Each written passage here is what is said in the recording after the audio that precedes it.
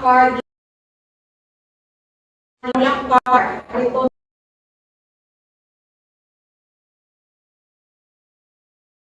lang. Write a sales letter to persuade my potential customer. Kita na kamusta?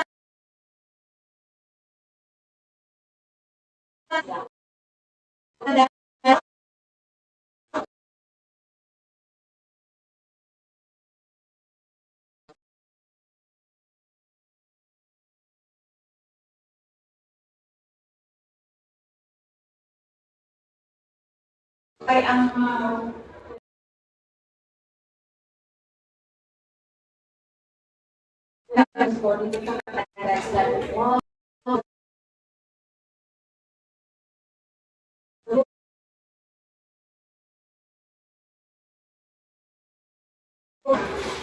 ng iwan. So may pakpak na. Ang ato, so, kung car dealer ko, mas i-offer ko to siya sa ilang mga mahilig.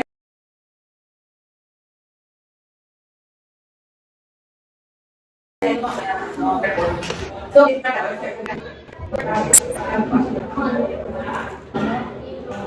this is used. Sige daw. Next.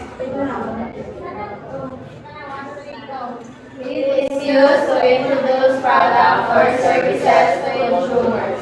It uses formal letters structures. It is impersonal because they are sent to more than one person. It is a form of advertising. Again, introduce product or service ng formal letter. Ano nga style gamiton kung formal? What style? Black style. Oh, wala ang nagtiriya. Sing lang na si ikaw. Mexico. Yes. It is a form of advertising. So, advertising yung product. Again, headline, then the body. Headline is most prominent text on the same letter is designed to be among the first item the reader attends to understand. Paano na ang headline mo? Okay, attention customers. Tapos, blah blah blah ka na tayo sa inyong i-advertise. Then the body. Typically quite long. Di pwede nga one paragraph lang na sino mabakasa yung mga product. One paragraph lang. Section here, typically contain testimonial. Ano example sa testimonial? Sige, pagkali ka.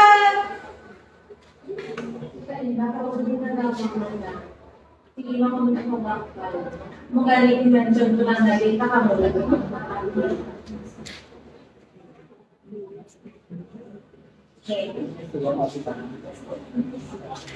Okay, example, Mr. Peroso. Example of testimonial. Eh, sige pa mo istorya niya. Ipanay. Next, pag hindi maka-answer si Mr. Peroso, Miss Panay. Tulang ako pumati. Example sa testimonial. In your body, sa sales letter, kailangan niya may mga testimonial. Sige, alam. Sige mo balik. Kadala. Ano ginamit sa sige, example, I am a card. Black card. Ito.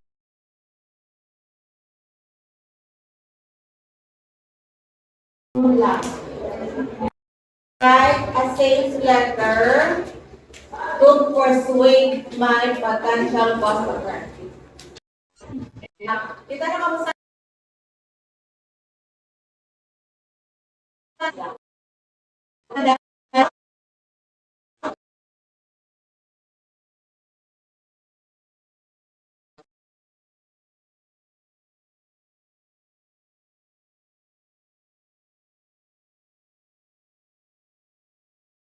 Ay ang